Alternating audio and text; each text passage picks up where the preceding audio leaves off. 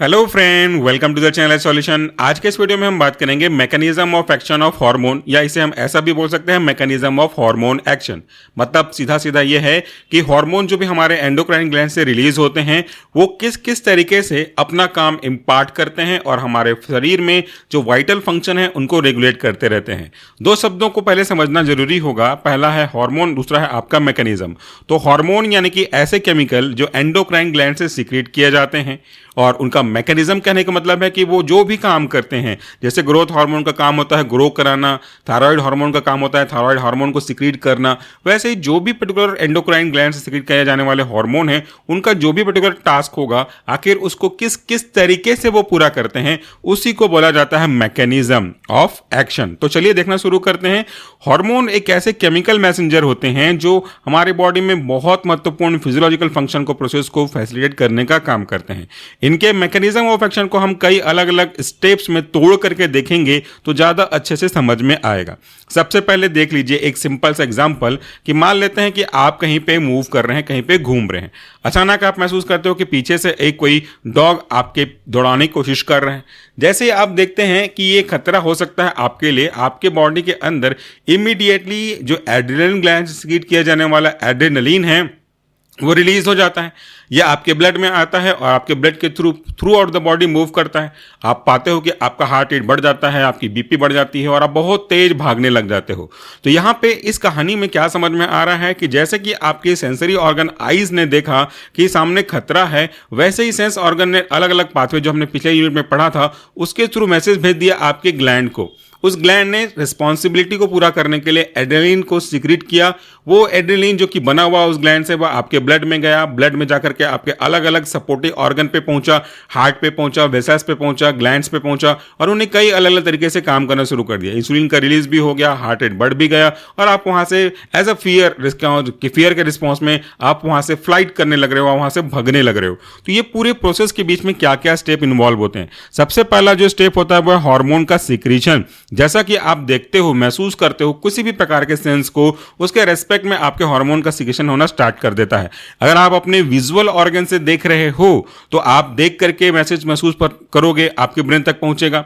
अगर आप टच कर रहे हो कि यार ये तो गलत चीज आ गया, हाथ में आ गई, गलती से आपने सांप को टच कर दिया, तो वो सेंस टच के थ्रू ब्रेन तक पहुंचेगा और ब्रेन उसको इंटरप्रेट करने के बाद रिस्पॉन्सिबिलिटी को पूरा करने के लिए रिस्पॉन्सिबल ऑर्गन को मैसेज भेज देगा। तो कुल मिला के कह लो कि सबसे इंपॉर्टेंट पार्ट होता है कि हार्मोन का सीक्रेशन हो जाना। ये जो हार्मोन है ये सीक्रेट होते हैं आपके एंडोक्राइन ग्लैंड से और सीक्रेट होने के बाद ये ब्लड स्ट्रीम में मूव कर जाते हैं। मैंने आपको समझाने के लिए यहाँ पे एक छोटा सा डायग्राम बनाया है, खुद का ड्रॉ किया हुआ है, रफ डायग्राम है बट समझ में आसानी से आ जाएगा। चलिए सबसे पहले दूसरे पॉइंट को समझेंगे, फिर इकट्ठा इस डायग्राम को समझते हैं। तो ये ब्लड स्ट्रीम में आने के बाद क्या करेगा, यहाँ पे ब्लड स्ट्रीम में आने के बाद जो हार्मोन रिलीज हुआ है, each and every individual hormone which is released, वो किस स्पेसिफिक स्टिमुली के रिस्पॉन्स में रिलीज हुआ होगा। स्टिमुली मतलब मैंने अभी आपको बताया जो भी आपको महसूस करा रहा है, छू रहे हो, देख रहे हो, उसके हिसाब से। तो वो चेंज हो सकता है इंटरनल एनवायरनमेंट और एक्सटर्नल एनवायरनमेंट या किसी दूसरे सिग्नल से जो कि आपके ब्रेन के पास होता हुआ आपके ग्लैंड तक पहुंचा हुआ होगा। तो यही आपके पहले स्टेप होते हैं हार्मोन के सीक्रेशन के लिए। तो मैकेनिज्म ऑफ एक्शन के पहले स्टेप में हम देखें कि वो हार्मोन को सीक्रेट कर रहा है। उसके बाद दूसरा है transport into the blood. Hormone बन गया, अब वो हार्मोन को एक जगह से दूसरी जगह पे काम करना है। हार्मोन बनने की जगह मान लो ये है, ये सिंथेसिस का साइट है और इफेक्टर सेल आपका मान लेते हैं कि ये इफेक्टर सेल है, यहाँ पे जाकर के आपको काम करना है। तो ये यहाँ से यहाँ ट्रेवल कैसे करेगा, ये ब्लड के थ्रू जाएगा। तो दूसरा स्टेप हमारा ये हो गया कि जो आपका हार्मोन बना हुआ है इसे हम ब्लड में ट्रांसपोर्ट के लिए भेज देते हैं। Once in the blood stream hormone travel to their target cell और organ, some hormone are bound to carrier protein.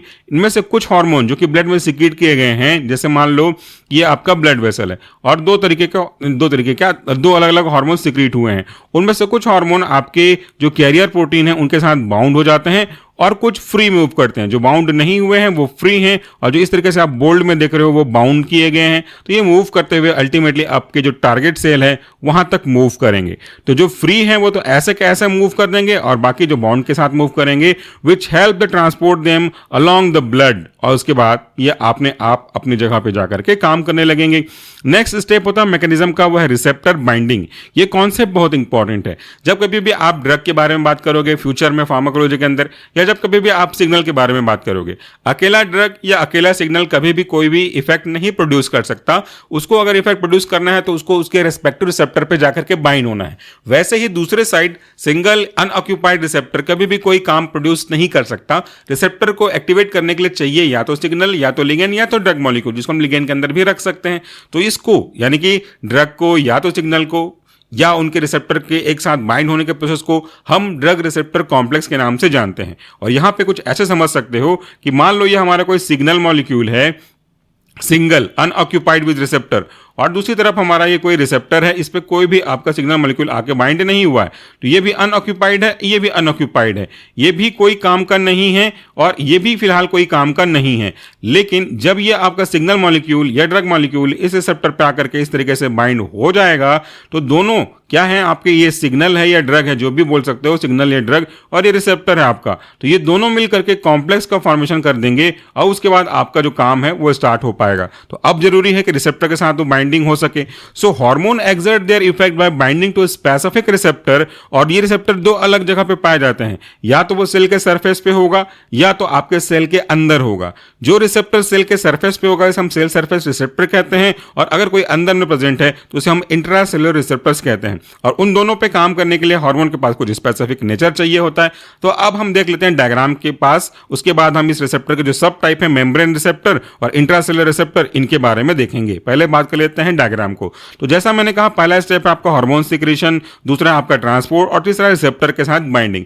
तो यहां पे जो येलो कलर का आप स्ट्रक्चर देख रहे हैं ये हमारे एंडोक्राइन ग्लैंड को रिप्रेजेंट कर रहा है, और मैंने आपको यहां पे लिख के भी दिखाया है कि ये हमारा एंडोक्राइन ग्लैंड है। चूंकि एंडोक्राइन ग्लैंड ऐसे ग्लैंड है जो स्पेसिफिक केमिकल जैसे हम हार्मोन को कहते हैं वो सिक्रीट करते हैं, तो यहां पे जो आप ग्रीन कलर में देख रहे हैं ये आपका हार्मोन है। और अगर कहीं से स्टिमुली आता है, चाहे वो खतरे की घंटी हो या कोई इंटरनल चेंज इन एनवायरनमेंट हो, तो ये स्टिमुली इस रिसेप्टर इस हार्मोन को सिक्रीट करने वाले ग्लैंड को मैसेज भेजता है और एट डिफरेंट कैस्केड, और ये एंडोक्राइन ग्लैंड इस पर्टिकुलर हार्मोन को सिक्रीट करता है। सिक्रीट करने के बाद ये हार्मोन अगर अपने टारगेट सेल पे जाना चाहता है तो उसे कोई कैरियर की जरूरत पड़ेगी, एक माध्यम की जरूरत पड़ेगी। तो ये जो हार्मोन सिक्रीट हुआ है एंडोक्राइन ग्लैंड से, यह आपके ब्लड वेसल में आ जाता है, ब्लड स्ट्रीम में आ जाता है, और ब्लड के साथ थ्रू आउट द बॉडी ये मूव करता रहता है। मान लेते हैं कि मूव करता करता वो इस पर्टिकुलर सेल के पास आया और उस सेल में प्रेजेंट एक्स्ट्रा सेलुलर रिसेप्टर, ये रिसेप्टर दोनों को रिप्रेजेंट कर रहा है, एक्स्ट्रा सेलुलर को भी और इंट्रासेलुलर को भी। तो जब कभी भी ये सिग्नल मॉलिक्यूल के रूप में आपका हार्मोन आएगा तो ये जो हार्मोन है ग्रीन कलर का आपने देखा था, ये आपके ब्लू कलर के रिसेप्टर पे जाएगा, दोनों एक दूसरे के साथ बाइंड कर लेंगे, इनका कॉम्प्लेक्स बन जाएगा, और इस कॉम्प्लेक्स को हम बोलते हैं ड्रग प्लस रिसेप्टर कॉम्प्लेक्स। और ये जब बनेगा तो वो अपना काम करना शुरू कर देगा जिसका उसका नेचर पोजेस करता है। तो ये हो गया आपका एक सिंपल सा मैकेनिज्म के 3 अर्ली स्टेप्स। अब हम देख रहे थे रिसेप्टर बाइंडिंग का, तो यहां पे 2 तरीके के रिसेप्टर होते हैं। पहला होता है आपका मेम्ब्रेन रिसेप्टर और दूसरा होता है इंट्रासेलुलर रिसेप्टर। मेम्ब्रेन रिसेप्टर का मतलब होता है ऐसे रिसेप्टर जो कि आपके सेल मेम्ब्रेन के ऊपर पाए जाते हैं, और ये ऐसे रिसेप्टर हैं जो उन हार्मोन के द्वारा टारगेट किया जाता है जो वाटर सोल्यूबल होते हैं। वाटर सोल्यूबल जो आपके हार्मोन्स होते हैं वो सेल के अंदर नहीं पहुंच पाते, और अंदर पहुंच नहीं पाने की वजह से जो ऊपर पे प्रेजेंट रिसेप्टर हैं उन पे बाइंड करते हैं। जनरली एग्जांपल में आपका इंसुलिन आ जाता है और उनमें बांध करके अपने आप को series of intracellular signalling pathway को स्टार्ट करते हैं, और इसके बाद इनका प्रोसेस स्टार्ट होता है। Whereas in case of intracellular receptor ये लिपिड soluble होते हैं, और लिपिड soluble होने के कारण से ये आसानी से सेल मेम्ब्रेन में एंटर कर जाते हैं, और सेल मेम्ब्रेन में एंटर करने के बाद अपने रिसेप्टर पे जाकर के बाइंड हो जाते हैं और अपना जो कैस्केड ऑफ रिएक्शन है वो स्टार्ट करके अपना एक्शन देते हैं। तो आई होप कि आपको ये 3-4 स्टेप समझ में आए होंगे। चलिए चलते हैं अगले और लास्ट स्टेप में। तो अगला जो हमारा स्टेप है वह है 4th, सिग्नल ट्रांसडक्शन। देखो, जब कभी भी आप एक होल्डर ले लेते हो, होल्डर मतलब बल्ब को लगाने वाला होल्डर, और उसमें आप बल्ब को लगाने से पहले सोचो कि अगर सिर्फ होल्डर है और मैं बटन को चालू करूं तो क्या बल्ब जलेगा, और सिर्फ बल्ब मेरे हाथ में है, होल्डर में नहीं है, और बटन को चालू करूं तो क्या बल्ब जलेगा। दोनों केस में एक दूसरे की कमी के साथ कभी पूरा नहीं हो पाएगा। जब आप अपने बल्ब को होल्डर पे फिट करोगे तो एक कॉम्प्लेक्स पूरा होगा, अब जल सकता है, लेकिन कब जलेगा? जब आप करंट पास करोगे स्विच को ऑन करके। जब हम स्विच ऑन करेंगे तो अंदर जो वायरिंग हुई है उसमें करंट फ्लो करेगा, और अल्टीमेटली दोनों का जो कॉम्प्लेक्स था बल्ब होल्डर कॉम्प्लेक्स, उस पर करंट पहुंचेगा और वो बल्ब जलने लगेगा। तो वैसे अब हमने देख तो लिया पिछले वाले स्लाइड में कि आपका हार्मोन और रिसेप्टर दोनों मिल गए हैं, लेकिन अभी भी वो एक्शन पूरा करेगा, उसके लिए जरूरी है कुछ बेसिक सिग्नल ट्रांजैक्शन को स्टार्ट करना। After binding of hormone with their respective receptor एक कन्फर्मेशनल चेंज होता है और ये कन्फर्मेशनल चेंजेस कई अलग अलग सिग्नल ट्रांजैक्शन पाथवे के थ्रू होता है और ये पाथवे एक सेकेंडरी मैसेंजर को स्टार्ट करेगा। सेकेंडरी मैसेंजर आपके कैस्केड ऑफ सीक्वेंस को स्टार्ट करेगा, जैसे साइक्लिक एएमपी जिसे हम शॉर्ट में CAMP कहते हैं, एडेनोसिन फॉस्फेट चैन शुरू करेगा या फिर आपका डीएजी पाथवे शुरू करेगा। तो इन सब अलग अलग पाथवे के थ्रू सिग्नल ट्रांजैक्शन होता रहता है और अल्टीमेटली जब सिग्नल ट्रांजैक्शन हो जाएगा तो उसका सेलुलर रिस्पॉन्स हमने को देखने को मिलेगा। जिस तरीके से मैंने कहा कि बटन चालू करने पे करंट फ्लो होगा, लाइट जलेगी और काम करना शुरू करेगा। अगला जो फिफ्थ स्टेप है हमारा वो है जीन एक्सप्रेशन। जीन एक्सप्रेशन यानी कि पर्टिकुलर जीन जो कि पर्टिकुलर प्रोटीन को बनाने के लिए रिस्पॉन्सिबल है उसका एक्सप्रेस होना स्टार्ट होना, उसका फंक्शनैलिटी स्टार्ट हो जाना, उसे कहते हैं हम जीन एक्सप्रेशन। और उसके बाद आपके सेल के द्वारा रिस्पॉन्स प्रोड्यूस किया जाना और इसे कहते हैं सेलुलर रिस्पॉन्स। तो जब कभी भी देखिए for hormone that bind to a intracellular receptor और ऐसा रिसेप्टर जो कि सेल के अंदर में प्रेजेंट है उसे इंट्रासेलुलर रिसेप्टर कहते हैं।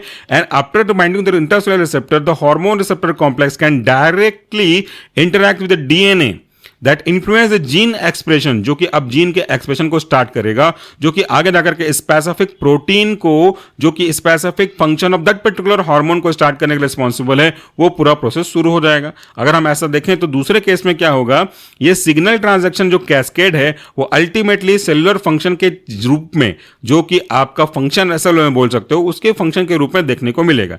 वो हो सकता है आपके एंजाइम एक्टिविटी में कोई ना कोई अल्टरेशन, बढ़ना घटना या कुछ और होना, सेलुलर परमेबिलिटी हो सकता है या सेलुलर मेटाबॉलिज्म हो सकता है, जो कि हमने हार्मोन के क्लासिफिकेशन वाले वीडियोस में अलग अलग तरीके से क्लासिफाई किया था, उसमें देखने को मिल सकता है। और आखिरी जो स्टेप होता है वो होता है फीडबैक मैकेनिज्म। क्या कोई जरूरी है कि एक बार प्रोसेस स्टार्ट हुआ तो वो कंटिन्यू चलता रहे एंड टाइम तक? तो वैसे तो हो नहीं सकता। तो फीडबैक मैकेनिज्म बहुत इंपॉर्टेंट है। फीडबैक के ऊपर हमने ऑलरेडी डिस्कस किया हुआ है। फीडबैक मैकेनिज्म जनरली दो तरीके के होते हैं, पॉजिटिव फीडबैक मैकेनिज्म और नेगेटिव फीडबैक मैकेनिज्म। जब कहीं भी कोई चीजें कम हो रही होती हैं तो पॉजिटिव फीडबैक मैकेनिज्म के थ्रू उसे बढ़ाया जाता है और जब कोई चीजें ज्यादा हो रही हो तो नेगेटिव फीडबैक से उसको कम किया जाता है। ओवरऑल होम्योस्टेसिस मेंटेन करने के लिए इनको कंट्रोल में किया जाता है। सो फीडबैक रेगुलेशन क्या है? Hormone level and their effect are tightly regulated by the feedback mechanism. ज्यादा हार्मोन का बनना भी सही नहीं है, हाइपरथायरॉइडिज्म की प्रॉब्लम हो सकती है। कम बनना भी सही नहीं है, हाइपोथायरॉइडिज्म की प्रॉब्लम हो सकती है। इसलिए हमको बहुत जरूरी है कि फीडबैक मैकेनिज्म से इनको एकदम बराबर तराजू की तरह मेंटेन किया जाए, इंश्योर करा जाए कि बॉडीज का जो फंक्शन है, इंटरनल एनवायरनमेंट है, वो स्टेबल रहे, remain stable. Negative feedback mechanism जो है वो कॉमनली बढ़े हुए प्रॉब्लम को कम करने का काम करता है और पॉजिटिव फीडबैक मैकेनिज्म जो क्या होता है, जो कम हो गया है उसको बढ़ा करके अल्टीमेटली कंडीशंस को मेंटेन करने का ही काम करेगा। तो ये हो गया हमारे जीन के एक्सप्रेशन और उसके काम करने के बाद फाइनल स्टेप फीडबैक मैकेनिज्म का। और ओवरऑल हमने देखा mechanism of action of hormone. इस डायग्राम में आप देख सकते हो कि कैसे ये प्रोसेस है वो चलता होगा, जो हमने ऊपर वाले स्लाइड में भी डिस्कस किया था। अगर ये कोई आपका एंडोक्राइन ग्लैंड है, ठीक है, इस एंडोक्राइन ग्लैंड से जो हार्मोन है वो सिक्रीट हुए, ये हार्मोन सिक्रीट होकर के कहां आ गए? आपके ब्लड में आ गए। तो हमने देखा था कि कुछ हार्मोन आपके प्रोटीन के साथ, कैरियर प्रोटीन या ट्रांसपोर्ट प्रोटीन के साथ बाइंड हो जाते हैं और कुछ हार्मोन फ्री फॉर्म में रहते हैं। तो ये जो फ्री फॉर्म में रहने वाले हार्मोन्स हैं वो आते हैं आगे जाकर के। तो अगर सेल सरफेस रिसेप्टर पे बाइंड होने वाले हैं तब तो वो वहीं पे बाइंड हो जाएगा और वहीं पे अपना जो काम है वो पूरा कर देंगे। लेकिन अगर ये आपके हार्मोन अंदर पे रिसेप्टर पे बाइंड होने वाले हैं, ये यानी कि ये लिपिड सॉल्युबल हार्मोन है, तो वो आपके सेल मेम्ब्रेन के थ्रू सेल के अंदर डिफ्यूज होंगे। तो स्टेप नंबर 1 कहता है कि ये जो लिपिड सॉल्युबल हार्मोन है वो डिफ्यूज हो गए। स्टेप नंबर 2 क्या कहता है? दे एक्टिवेट करते हैं रिसेप्टर हार्मोन को ताकि इनका जो जीन एक्सप्रेशन है वो स्टार्ट हो सके। तो यहां पे देखो, ये जो आपको थोड़ा सा ऑरेंज कलर में दिखाई दे रहा है ये आपके रिसेप्टर्स हैं और ग्रीन कलर में जो देखा वो तो आपने फ्री फॉर्म में घूमने वाले आपके हार्मोन्स हैं। तो ये जैसे ही अपने रिसेप्टर पे बाइंड होंगे ये इस तरीके से कॉम्प्लेक्स बना लेंगे।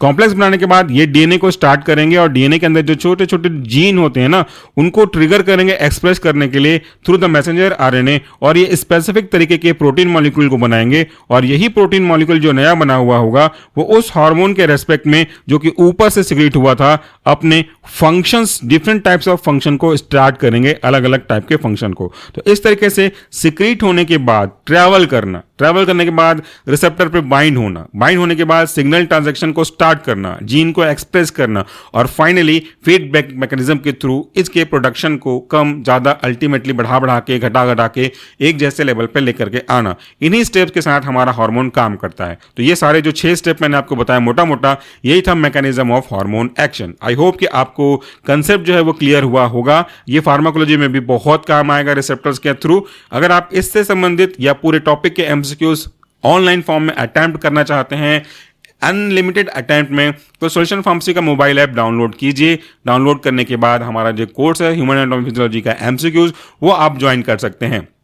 लेकिन अगर आपको वीडियोस भी चाहिए, नोट्स भी चाहिए और एमसीक्यू सब कुछ साथ में चाहिए, तो आप हमारा ह्यूमन एनाटॉमी फिजियोलॉजी का जो कंप्लीट लेक्चर वीडियो वाला कोर्स है वो ज्वाइन कर सकते हैं। अगर आपको हार्ड फॉर्म में बुक चाहिए एमसीक्यूज का, तो हमारी लिखी गई किताब है MCQs in human anatomy and physiology, Pharmamed press के द्वारा, और ये बुक अवेलेबल है अमेजॉन पे, फ्लिपकार्ट पे भी अवेलेबल होगा। आपको जहां से सही लगे वहां से आप चाहें तो परचेज कर सकते हैं। वीडियो के डिस्क्रिप्शन बॉक्स में मैं आपको उसका लिंक दे दूंगा। Thank you so much for this video. नमस्कार, टेक केयर।